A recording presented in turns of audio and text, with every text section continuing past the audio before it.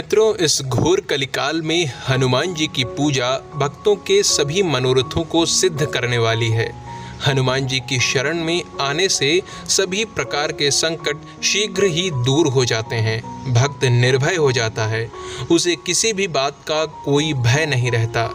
हनुमान जी को प्रसन्न करके उनकी कृपा प्राप्त करने के लिए हनुमान चालीसा का पाठ करना, सुंदर कांड का पाठ करना बहुत फलदायक माना जाता है। वैसे तो सनातन धर्म में सभी देवी देवताओं की पूजा का अधिकार सभी को है, स्त्री और पुरुष ऐसा करके कोई भेद नहीं है। लेकिन हनुमान जी बाल ब्रह्मचारी हैं, इसीलिए उनकी पूजा को लेकर स्त्रियों के संबंध में कुछ विशेष नियम बनाए गए हैं और इन्हीं नियमों के कारण बहुत ज्यादा भ्रम फैल गया है। लोग अपने मन से कुछ भी बोल देते हैं। कोई कहता है कि महिलाएं हनुमान चालीसा का पाठ नहीं कर सकती, तो कोई कहता है कि वो मंगलवार का व्रत नहीं रख सकती। ऐसे ही इस बात को लेकर भी बहुत ज़्यादा भ्रम है कि स्त्रियों को सुंदर कांड का पाठ करना चाहिए या नहीं। मित्रों, मंगलवार का व्रत और हनुमान चालीसा का पाठ स्त्रियों को करना चाहिए या नहीं, इस पर मैंने पहले ही वीडियो बनाए हुए हैं। उनमें बहुत अच्छे से समझाया है। आपके सभी भ्रम उसे देखकर दूर हो जाएंगे। उन वीडियोस के लिंक डिस्क्रिप्शन बॉक्स में दे दिए हैं, आप उन्हें देख लीजिएगा।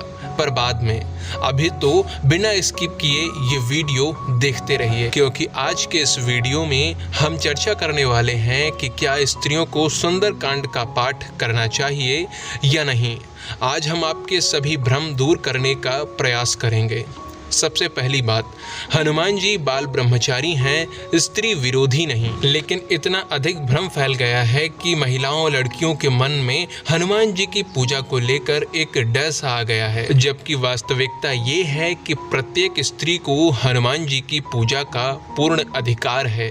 एक स्त्री हनुमान जी को अपने पिता, अपने भाई के रूप में देखते हुए उनकी पूजा आराम से कर सकती है। हालांकि कुछ बातों का ध्यान रखना ही चाहिए, जैसे स्त्रियां हनुमान जी की मूर्ति को स्पर्श नहीं कर सकती, उन्हें चोला नहीं चढ़ा सकती। बाकी इसके सिवा स्त्रियों पर कोई रोक नहीं है। स्त्रियां आराम से हनुमान जी की पूजा कर सकती हैं। वो हनुमान चालीसा का पाठ भी कर सकती हैं, वो मंगलवार का व्रत भी रख सकती हैं। इसी तरह स्त्रियों को सुंदर कांड का पाठ करने में कोई रोक नहीं है। कहीं ऐसा नहीं लिखा कि वो सुंदर कांड का पाठ नहीं कर सकती हैं। सुंदर कांड की एक भी चौपाई या दोहा ऐसा नहीं है जिसमें यह लिखा हो कि स्त्रियां सुंदर कांड का पाठ नहीं कर सकती। सबसे बड़ी बात तो ये है कि सुंदर कांड में तो स्वयं माता सीता जी की कथा है। हनुमान जी माता सीता जी की ही खोज में गए हैं लंका में, उन्हें श्री राम जी का संदेश सुनाने के लिए और उनका संदेश लेकर प्रभु श्री राम जी के पास जाने के लिए। इतना ही नहीं, सुंदर कांड में स्वयं जगत जननी माता सीता जी ने प्रभु श्री हनुमान जी को अजर अमर होने का वरदान भी दिया है। तो जिस कांड में स्त्री शक्ति मातृशक्ति का ऐसा अद्भुत वर्णन हो, तो स्त्रियों के लिए उसका पाठ करना उचित न हो, ऐसा कुछ भी नहीं है। अगर कोई ऐसा कहता है तो वो गलत है, केवल भ्रम है। स्त्रियों को पूर्ण अधिकार है सुंदर कांड का पाठ करने का। स्त्रियों को ना तो श्री रामचरित मानस के पाठ करने से कोई रोक है, न ही सुंदर कांड का पाठ करने में। और सुंदर कांड तो श्री रामचरित मानस का ही भाग है।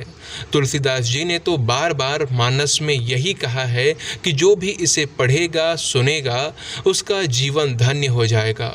उन्होंने कहीं एक चौपाई में भी कोई विभेद नहीं किया है। इसके साथ ही श्री रामचरित मानस की संपूर्ण कथा स्वयं देवाधिदेव महादेव ने जगदम्बा माता पार्वती को सुनाई है। अब इससे अधिक हम क्या कहें। पता नहीं ऐसे उल्टे सीधे भ्रम कहाँ से आ जाते हैं, कौन फैलाता है ऐसी झूठी बातें। मित्रों, आप सब एक बार फिर से ध्यान से सुन लीजिए कि स्त्रियां पवित्र भाव से पवित्र दिनों में हनुमान जी की पूजा भी कर सकती हैं, सुंदरकांड का पाठ भी कर सकती हैं। अब से यदि आपसे कोई कहता है कि स्त्रियों को पाठ करने का अधिकार नहीं है, या कोई आपसे तर्क वितर्क करता है, तो आप उसे प्रत्युत्तर अवश्य दीजिएगा। उससे पूछिएगा कि सुंदरकांड की एक चौपाई वो बता दे, या श्री रामचरित मानस की भी एक चौपाई वो बता दे जहाँ पर स्त्रियों के साथ विभेद किया गया हो और उन्हें पाठ करने से रोका गया हो। वो एक भी चौपाई नहीं बता पाएगा। इसीलिए अब से आप प्रत्युत्तर देना सीख लीजिए।